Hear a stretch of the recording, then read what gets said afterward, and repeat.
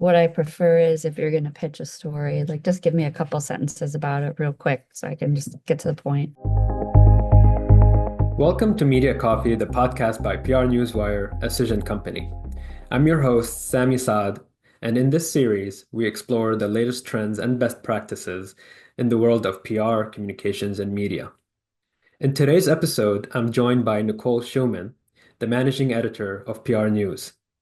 We'll be covering a range of topics, including best practices for engaging with journalists in the PR communication space, the biggest mistakes that PR professionals still make in 2025, and how to maximize the impact of press releases. One key takeaway from our conversation is that journalists are overwhelmed with jargon-filled pitches. If your message isn't clear and accessible, it's getting ignored. So grab your coffee and let's jump in.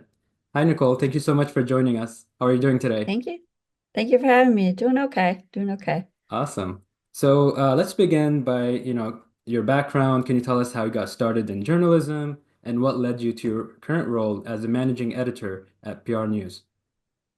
It's been a long road. I actually went to undergrad for journalism at St. Bonaventure University, go Bonnies.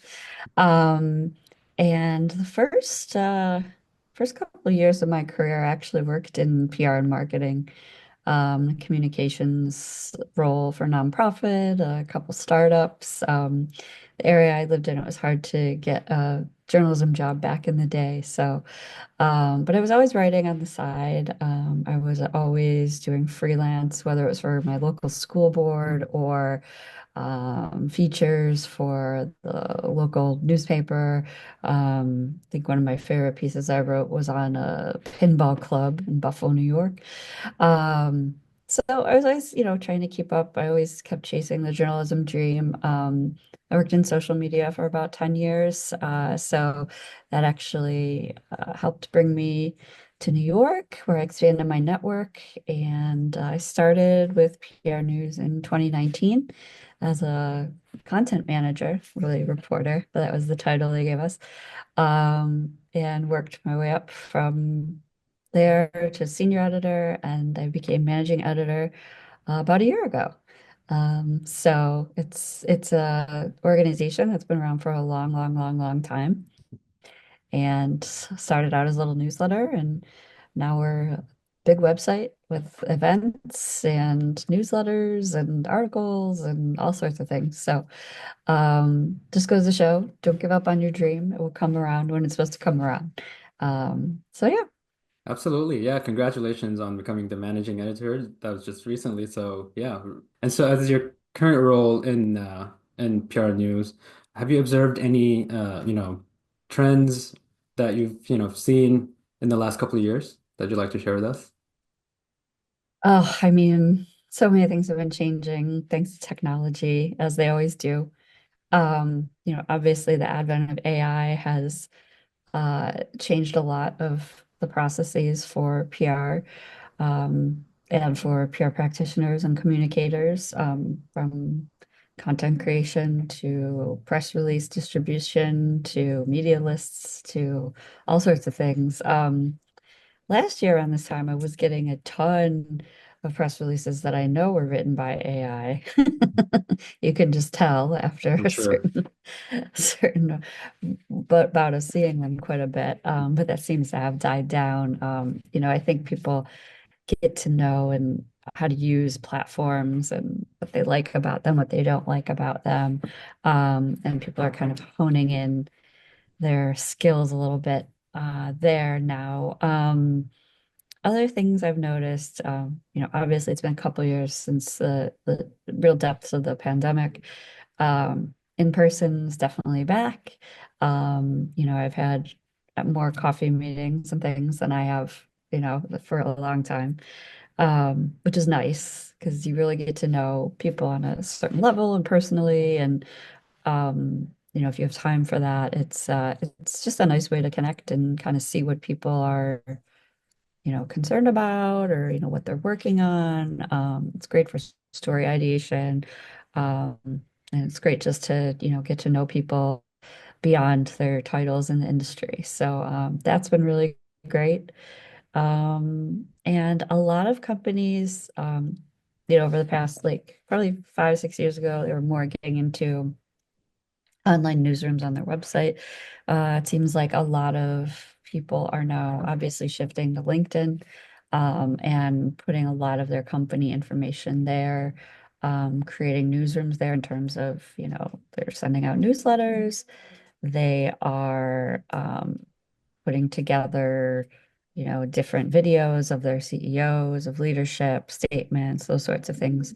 People are sharing a lot of news directly to social media as opposed to just directing people to their website. So I think that's interesting. It's a different audience you can reach, but it's also going to be interesting for search, depending on how SEO is taking things in terms of social posts and whatnot and this and Mhm. that. So when journalists are trying to search for information, it is making things a little bit more interesting.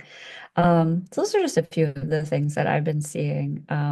Seems like there's been a lot of mergers and acquisitions. I don't, we don't cover that in PR news per se, but I do get a lot of notices and things like that. So that has been interesting. As bigger organizations bring in, I think more specialized agencies and whatnot. I'm thinking about things in terms of influencers or, content creators, uh, you know, um, recruiting for PR in general, if you're a really big firm. So that's been kind of interesting too. Yeah, thanks for sharing. I feel like you're probably getting a lot of press releases in mergers and acquisitions that you just mentioned. So we'll talk about press release later, but let's focus a little bit on communicating with journalists and especially in 2025. What are some of the biggest mistakes that you still see PR professionals make? And I saw your LinkedIn background and I found it hilarious because it's true as well. And it says that good morning, media contact instead of your name, which is, a very common In mistake. parentheses. Oh, yes. Yes. Yes. So do you want to share a Um, little bit more about that? yeah, and a lot of mistakes are just they've kind of they're traditional mistakes. They've been going on for years. Things like misspelling my name, using the wrong name. I don't know if it's part of automation or AI or things like that, but the other day I got called Norm. For me, I think it takes 2 seconds to kind of reread a pitch or an email just to make sure you have the main things correct, that you're sending them to the right person, to the right outlet. I can't tell you how many times I've been pitched as the wrong publication. I know a few of publications, we have similar names. There's PR News, PR Week, PR Daily, but we all do different things. And I usually give people give them one chance. If they kind of screw that up, but if they do that again, then that kind of stuff, it just kind of shows how much care you put into something. The other thing is, I've been starting to get pitches on LinkedIn. I don't like getting pitched on social media channels. Um, I have enough, to deal with as it is. And a lot of those too, I use, for my personal use. Um, my work email is listed on LinkedIn on my profile. So if you don't have my email, go there. Or if you're going to message me on social, just ask me for my email and send me an email with your pitch, rather than putting an entire pitch uh, in that like a message platform, because it doesn't really work for me. I try to keep everything in one place. So email is the best for me. I mean, other journalists may feel differently, but that's really what works for me overall. Yeah, that's interesting to know. It's good for, people that are trying to reach out to you to know that.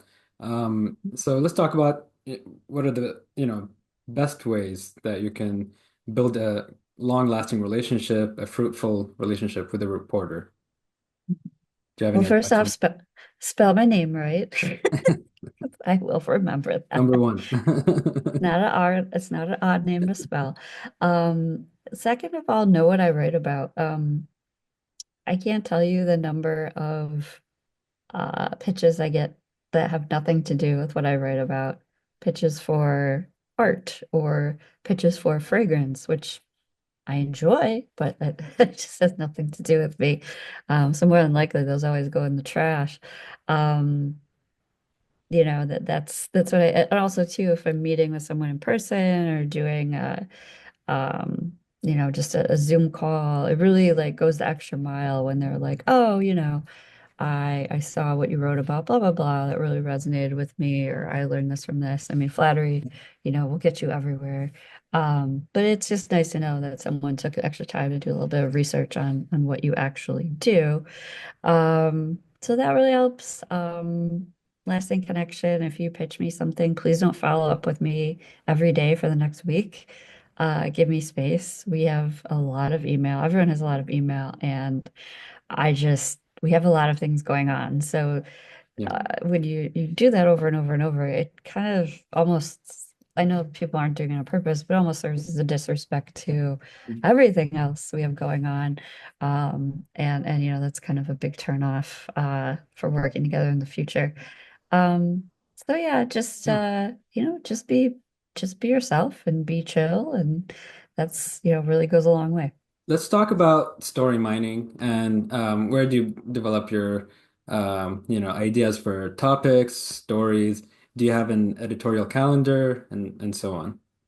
We do have an editorial calendar, so like I was saying, we pay attention to seasonal things, things going on in culture. It's Black History Month, so we like to highlight some, Black PR professionals, same thing, History Month, those sorts of things. um, where we come up with ideas. Basically, I do a lot of talking to other PR professionals, kind of see what they're working on. I had a great meeting this morning with someone that works in media training and the different ways that they're approaching media training now, which is, it's definitely something you need to have right now for CEOs and leadership and even people on your own PR team. So we're talking about the different evolution in that space, which came up with a couple good ideas from that. Whether we write it, whether they do a contributor piece, kind of talk about that. I also look a lot at our data in terms of what's getting page views, see what topics are popular on our site, and kind of extract some ideas from there. If it's something we haven't talked about in a long time, if it's something we need a refresher on, for example, today we published a piece on crisis drills, just like a how-to, with a lot of offerings from experts on how they do them. Um, just in case, people haven't done them in a while, or if they've never done one, kind of there to help them with that. Because crisis articles are always big on our site, any kind of reputation. So that was kind of where that came from. Um, Outer, platforms that I look at, Reddit has a really active PR community. So I take a look at that sometimes. There's a lot of students on there, so it's kind of interesting to get things from a different perspective. Social media, all of the platforms have different groups in regards to PR and what people are talking about. And then the biggest thing we probably do is just look at current events and think about them from a PR lens, from a communications lens. That's usually how I come up with the ideas for PR Roundup every week, which comes out on Thursdays. I think it's important. The news can be overwhelming, but it's also important to look at it in our industry from that aspect.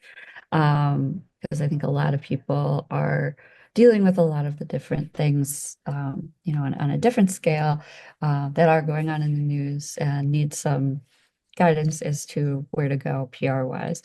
Um, and lastly, sometimes I just ask full out on LinkedIn. I'll just put up a question. What would you like to see more of?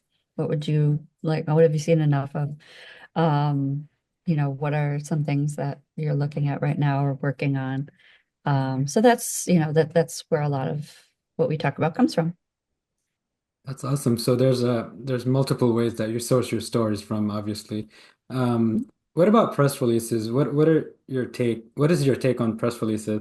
How do you like to receive them as well? I think I hear this question about 4 times a week, but it's good. It's like it's always evolving. It never changes. For me, I like them in an attachment or in at the end of a pitch email. What I prefer is if you're going to pitch a story, like just give me a couple sentences about it real quick so I can just get to the point. And then if I'm interested, if I want more information, further information, I'll open the attachment or I'll, scroll further down in the email for more information. Um, I always, a lot of times, like, especially for a roundup, if it's a study that comes out or something like that, it's easy for me to just take like, I'm like, oh, okay, this is good for our readers. I'll open and I'll take, some of the data points from press release if they're included, as well as, it's really hard to go back and forth and get quotes. Put a good quote in your press release, please. Do not just make it so and so is excited about the opening of XRX or, whatever. Like, great, we're happy you're excited, but give us something that, people can kind of take away and learn from, which I think helps. But yeah, I don't mind press releases, but I don't want them to be just like the entire thing. And I do think you can kind of separate them from an actual pitch. I Mhm. think the actual pitch is more, you're just really putting your idea out there in as few words as possible. Yeah, and we do really emphasize that in Cision and PR Newswire that having a great quote is crucial to your press release. So Mhm. make sure you put enough time and effort into those quotes. And yeah, so that's great to hear. And do you have any specific tone, length, format, or like when it comes to press releases, any images, multimedia, or what is the Um, preference there?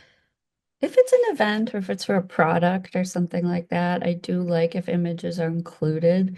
I can't tell you the amount of times I've written about something, but I can't get an image because, we only use so many, like a certain, uh, like photo organization to get our download our photos from, and they might not be included and this and that. Or if it's a new product, there might not be a lot of photos of it out there. And, you also have to be aware of copyright and stuff. So I'd rather just use whatever the organization is giving us. Um, Especially if it's an event. A lot of times there aren't photos of it on the internet that are Yeah. eligible for us to do, like Super Bowl, for example. Super Bowl, there's, a lot of photos of past Super Bowls and, things like that. But, so the NFL always has galleries and things for journalists to download, licensed images. Um, but in terms of length and things, and tone, I cannot tell you the number of press releases I get, especially talking about AI or talking about technology or this and that or B2B or business. I don't know what they're saying. I have no idea because it's a different language. And I think the people that write it, they're just in it every day. So they understand in in their brain what they're saying. But I don't know anything about this topic and I don't know what you're saying. Um, Jargon is everywhere and it is so bad. Like I just I, and it's easy to get rid of. Like the jargon is what we call lazy writing. Like, when you can't think of something else to say, you go to the phrase or that everybody always just says. Like, and it doesn't make you stand out. It's, I think journalists really pay attention to when you explain a concept, um, not in a pandering way, but just, in words that people can understand. Just because you see a bunch of words in like a business magazine or in, business articles or this and that, like doesn't necessarily mean everyone understands them. And some journalists are better than others at explaining those. Um, so PR people kind of have to be the same way. I think they need to explain things a little bit better, especially when it comes to AI stuff, because I don't know, the jargon, man, it just doesn't work. So, and when something has too much jargon and I don't understand it, and I'm sure this goes for other journalists too, like we're not going to pay attention to it because it takes too much time to look things up, and unless it's something that's I think one of the things that I'd probably reference right now was oh, what was the other AI platform that came out a few weeks ago that was like a big thing? DeepSeek? Mm-hmm. DeepSeek. Mm-hmm. Yeah. I still don't know what DeepSeek is. I mean, I do, but why was it important? Like I got, Yeah. I got 10 pitches about DeepSeek, but I'm just like, I don't like what's the point? Like what is the deal with this? So we didn't really write about it because I still nobody gave don't know us either, so you're not the only one. nobody Just really curious gave a lot. us, yeah, like a good view, understandable view of what it Mhm. was and what it meant for PR. So Yeah, we ignored that one. But yeah, I mean, not everybody's an expert in everything, so you kind of have to right. remember um to put things in language Hmm. that people will understand. So Yeah. That's another common mistake. We see it in press releases as well. It's using a lot of jargon. And, it's the PR professional's job to make sure that the press release is, understandable to the right audience. And, yeah, using a lot of corporate jargon or industry jargon is mhm, not going to help, get your press release a lot of coverage or, reach far. So, thank you so much mhm. for sharing that. So one last question is about press releases. Do you think companies should follow up after sending a press release? If so, how when should they do it and how should they do it? This is my preference. If the honestly, I feel like the best thing to do is when you do that personal pitch with a journalist. And honestly, you really should know them before you pitch them a story. So, it's a long game. Like the chances of just like sending someone a press release and it getting picked up are very small. Um, But, if you send an email, introduce yourself, say, hey, just so I just wanted to talk to you. I represent this company. I know you write about this stuff. Just so you know, we have some stuff coming down the pipeline. You might see a press release from me in a couple of weeks about it. Just kind of introduce yourself. So the journalist is like, oh, cool. Like, glad to know you. Glad to know what you're all about. Um, and then if you do send a press release to someone in the media, give it a day. Like honestly, I have press releases pitches I haven't even looked at today because I'm doing other stuff. If you haven't heard from them in like a day or two, unless it's like very, very, very urgent, breaking news, that kind of stuff. We don't cover that stuff as much. Um, give the person a day or two. If you don't hear from them, then feel free to like send them something and just say, hey, did you see this? Is there, here are some angles that maybe you could use if you want to do a story on it. Just let me know. And the person will either reply, give them another day or two. They reply, they won't reply. If they don't reply, do not keep sending an email day in, day, because that will annoy the writer. Like Mhm. either A, they're on vacation, B, they're sick, or C, they just don't want to write about it. Or it's not even that they don't want to write about it, it might not be the right time. Like there's articles I've been pitched that I haven't wrote about for like 5 or 6 months. It just wasn't the right time. And then it was the right time. And then I remembered it and we went through it. Um, or you keep it on your radar. I really try to write everyone back and just be like, yes, I'll use this. No, I'm not using this. But it's hard to do that. Um, some people I'll write back and I'll say, hey, I like this topic, but it doesn't fit right now. I don't have time right now. Can you get back to me in 2 months? I know we all have a lot going on, but if you just write yourself a little post-it note, like get back to Nicole on April 19th, stick it somewhere with the topic, you never know. Then it might work out. But it's like the little things that you have to do. But I don't think blasting anyone's inbox is going to work. And don't call people either. Like, don't call them over and over and over again because people don't like that. Like, Yeah. I mean, calling to follow up, I get it. Some people are old school and they do that. And some people like getting phone calls. I don't mind talking sometimes, but overall, like it is far faster for me to just say yay or nay in an email than it is to pick up the phone and have a whole conversation. Um, so yeah, just like think about how you would want to be approached and the time you have and kind of go from there. But really, yeah, like follow up once, maybe twice. That's it. Okay. Like then Yeah. stop. Feel like that's fair. Yeah, I Yeah. think so. I Yeah. think so too. All right. Yeah, absolutely. And so let's um final thoughts. Do you have any advice for journalists, reporters covering your industry, marketing, communications, PR? There's just so much. There's so many topics, there's so many different ways to cover it. I mean, there's so many different publications, so many different things to know.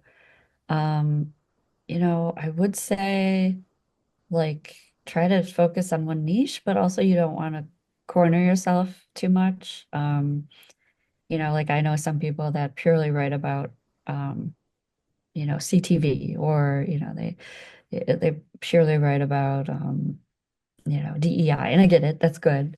Because you're really getting to know that whole sector. But I think for a journalist career, you like to kind of always be learning from the different things. Like I read about PR, but I got my start in business writing, writing about businesses, doing profiles, like everything kind of contributes to something else. So you're always learning. And I think too in the industry, like just reach out to people, even if they're most people in the industry are pretty down to earth. Even if they have like a VP or CE or like high title, people love talking about themselves. So I feel like always feel free to reach out and um, have some good questions on hand or, just say you have a couple minutes. And especially if you're a journalist, they totally want to talk to you because everybody loves publicity. So, um, you know, I think if you're younger, like don't be, or even just working in a newer industry, like don't be afraid to reach out to people that have worked in the industry for a while that can teach you a little bit about it. It's important. Yeah, awesome. Thank you for sharing. And do you have any advice for people on the other side, professionals, PR professionals? Oh, be kind, be patient. We are all doing a lot. Um, I've never really run into, anyone not being kind in the industry, but I have run into people that are impatient. And that's difficult because journalists are doing so much now. There used to be like six of us for every one of us, and now there's just one of us for every six of us. So, we're trying to do a whole bunch of different things. So just be patient, be kind. Everybody's kind of going through a lot right now. It has been cool. I've noticed some agencies recently that are, supporting journalism and the um, the way of scholarships for young journalists, who want to go on fellowships or go to school, which has been cool.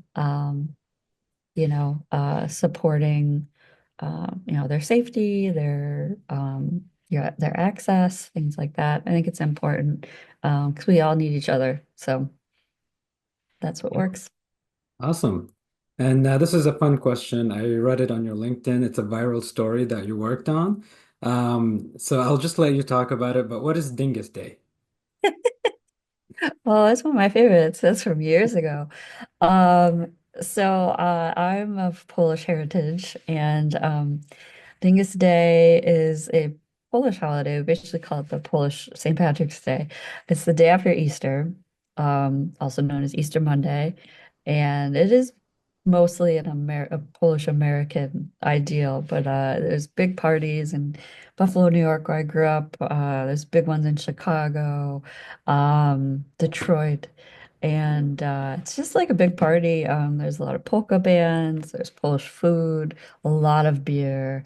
Um, dancing and there's parades and other different things. Anderson Cooper actually talked about it once on his when he had his show, his afternoon show, and thought it was the funniest thing, and people were not happy about that.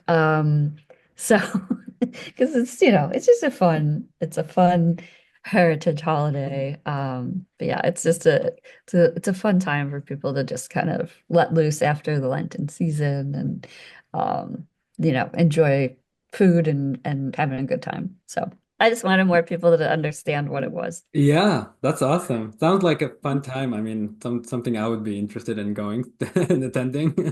It is. If you have a Monday evening off, it's a good place to be. That's awesome. So lastly, what is the best way for listeners to connect with you? As I was saying, email is great. Like I said, my email is listed on my LinkedIn. It's also listed on our website, which is prnewsonline.com. Um, LinkedIn, if you want to connect with me there, that's always a good thing to do. Mhm. I don't mind getting messages if I don't know you, you want to explain who you are, introduce yourself. That's great. But yeah, really, any kind of pitching, things like that. Email is the way to go for me. And that's if you don't feel like going to LinkedIn or our website, which you Yeah. should, it's just N Schuman at prnewsonline.com. Thank you so much, Nicole, and have a great day. Thank you. You too. And that wraps up this episode of Media Coffee. A big thank you to Nicole Schuman for joining us and sharing her perspective and insights. We've covered a lot today, from the impact of AI on PR, why LinkedIn has become the new go-to newsroom, and the biggest PR mistakes like sending pitches with the wrong name. Yes, she's been called Norm before, or flooding journalists' inboxes with daily follow-ups. Nicole also stressed the importance of cutting out jargon. If a journalist doesn't understand your pitch in seconds, they're moving on. So if you enjoyed this, subscribe to the podcast and follow PR Newswire and Cision for more insights like this. Until next time, keep your pitches sharp and your press release clear. Thanks for listening.